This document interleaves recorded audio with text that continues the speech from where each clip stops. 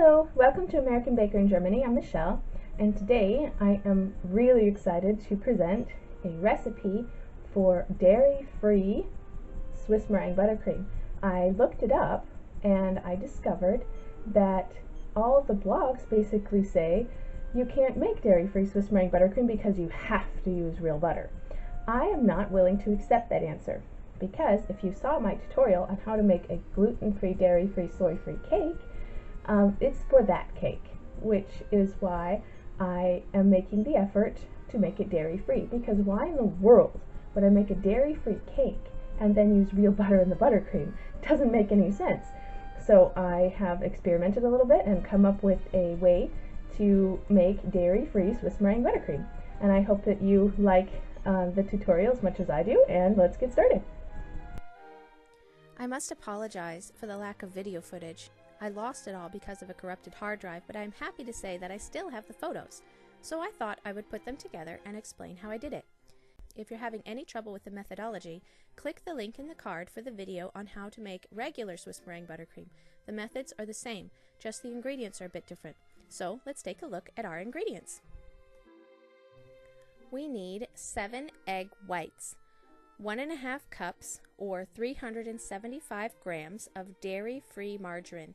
Check your ingredients on this one. Many margarines contain small amounts of dairy. Also, look for one that has a slightly harder consistency, more butter-like. However, regardless how good your margarine is, it still has a lower melting point than butter. To counteract that, we use half a cup or 125 grams of shortening. Also, we would like our buttercream to be sweet, so we need 2 cups or 400 grams of normal granulated sugar. For flavoring, we need 1 teaspoon of vanilla extract or 1 tablespoon of vanilla sugar. I also have 1 glass pipette of butter vanilla flavoring.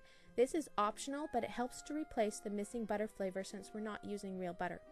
If you choose to leave it out, double your amount of vanilla flavoring. I also add half a teaspoon of salt.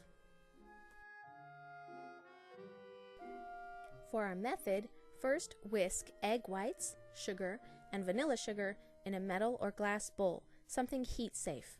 Whisk them until combined. Then heat them over a double boiler until all grains of sugar have been dissolved and the mixture is hot to the touch. It should look like this, a bit frothy. Allow the mixture to cool a bit. Then whip it with a hand mixer or stand mixer with a whisk attachment until it kind of looks like this, white and glossy and gorgeous. Also, make sure to wait until the meringue is no longer giving off heat. It should be room temperature. If you're unsure if it's cool enough, put it in the fridge for a few minutes until you're sure.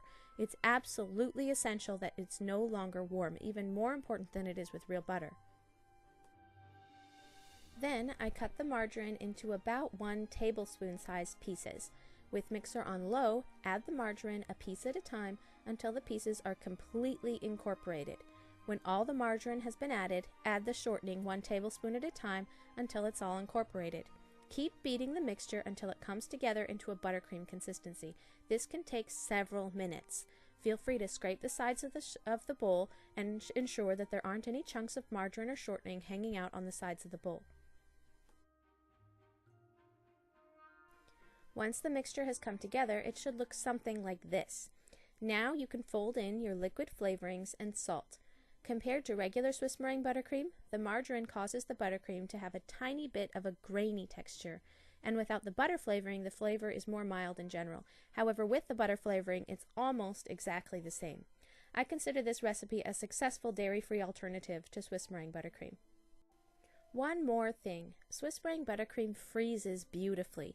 You can keep it in the fridge for up to 2 weeks in an airtight container or in the freezer for up to 2 months in an airtight container. When you're ready to use the buttercream, allow it to come to room temperature and then beat it for about 5 minutes with an electric mixer to get it to come back together. Otherwise, you'll have a separated mixture. But as long as the buttercream is still good, any issues with it should be resolved with a bit more beating. Hope you enjoyed the tutorial today.